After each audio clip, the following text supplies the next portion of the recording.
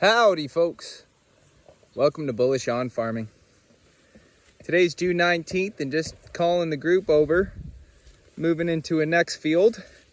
And we talked about in our previous video that we were going to be tightening up paddocks in this field and doing more of a high density graze. And I got the line that goes up here, and this will be the smallest paddock that we've done yet. So tightening up some areas, that's it, come on cows, yep.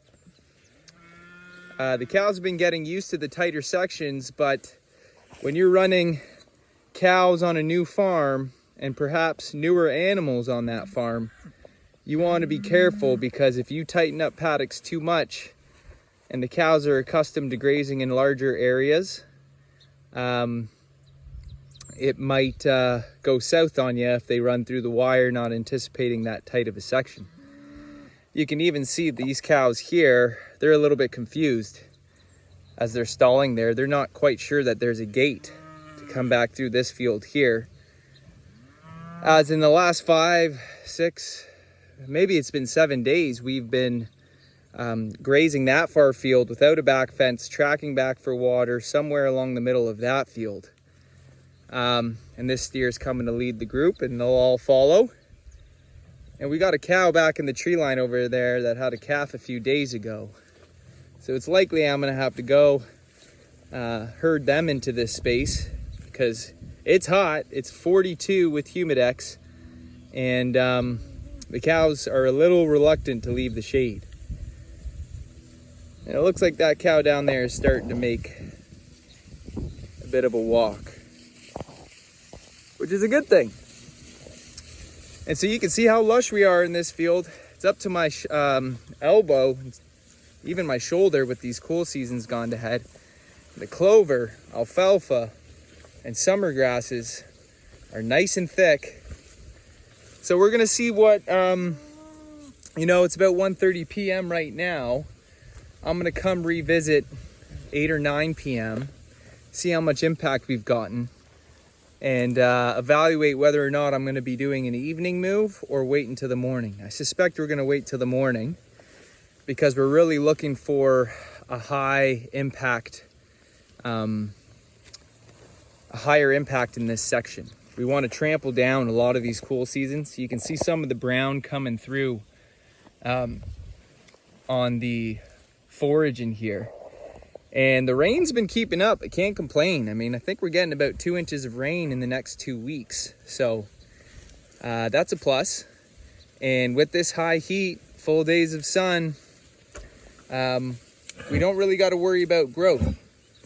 So by making shorter paddocks in this particular field, which is only about 1 acre, I'm willing to experiment with this field, which it happens to be one of the stronger fields as well. You know, not all our fields are this high and this full of feed. And it's going to be about 60 days at least before we return here. So we'll see how this performs. But seeing now that, we're June 20th almost, I am going to keep up with the shorter paddocks, the tighter paddocks, and get more of that trampling effect.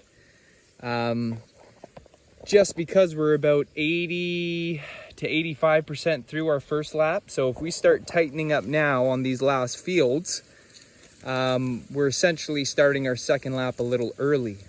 We've been on grass since May 1st. And so things are going great.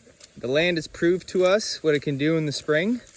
It's been a good spring, albeit, but it's proved to us what it can do, and it's given me a gauge of how we're able to graze this farm for the remainder of the grazing season.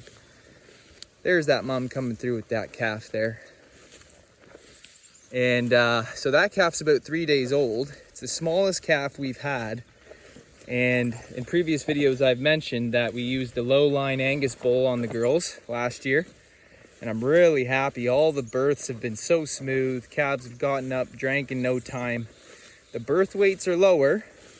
And like I say, this has been the smallest calf we've had yet.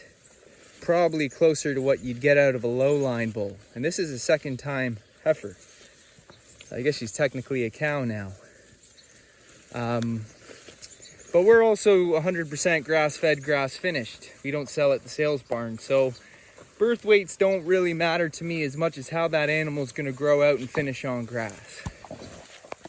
And I trust that even the smallest of them are going to be offering the greatest bang for their buck when you're selling price per pound of beef. I know that's not the game for everybody, but that's what we do, and that kind of has to do with the system that we run. We like having more acres for our cows than typical. More than 2 acres per cow is perfect. We don't like to total graze. We don't like to high density graze all the time. There's a time and place for it. What we prioritize is having year-round pastures that reflect the symmetry of nature. And so there's always grasses in the pasture at different levels of maturity that offer different benefits for the animal and the land. And that allows us to graze in a natural fashion of sweeping the animals across the landscape, offering them a diversity of feed in different ranges of maturity. As you can see, that Corriente there, she's just wrapping her tongue around the seed head. And allowing nature to do the work. I used to worry about grazing a lot more when I was first starting out and learning about regenerative grazing. And then, you just learn to relax and realize that as long as your animals have enough grass, at the end of the day, you're not going to be hurting for it. And typically, if you're not overgrazing your pastures, your fertility is increasing. And using polybraid and electric wire changes the game altogether. And you can play with the sizes that work for you. I know that there's guys and girls out there who like to high density graze all year. That's a different system. We're not running cow-calf pairs. We're running cow-calf herd, but everything grows out for beef. So, the mother's health is very important to us, but so is how that calf grows out right from calving. And that's why we want our cows on pasture when they're calving.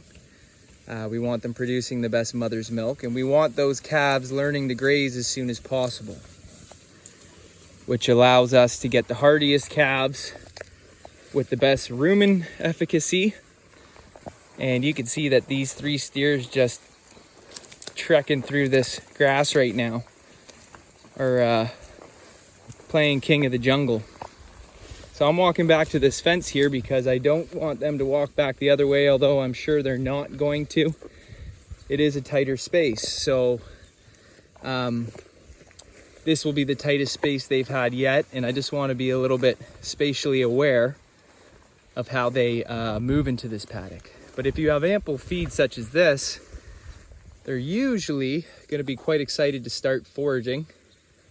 And unlike larger spaces with less density of feed, the cows will oftentimes like to sweep around and take a look what's available before they do start grazing. And that's kind of what they're doing now, but you can see they're taking bites while they're walking. So they're doing both at the same time.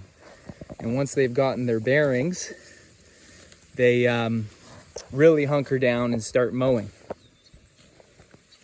So yeah, the heat is high, and I'm checking in on the cows, especially when you have a new calf and it just likes to nap away from the group like the one we just had.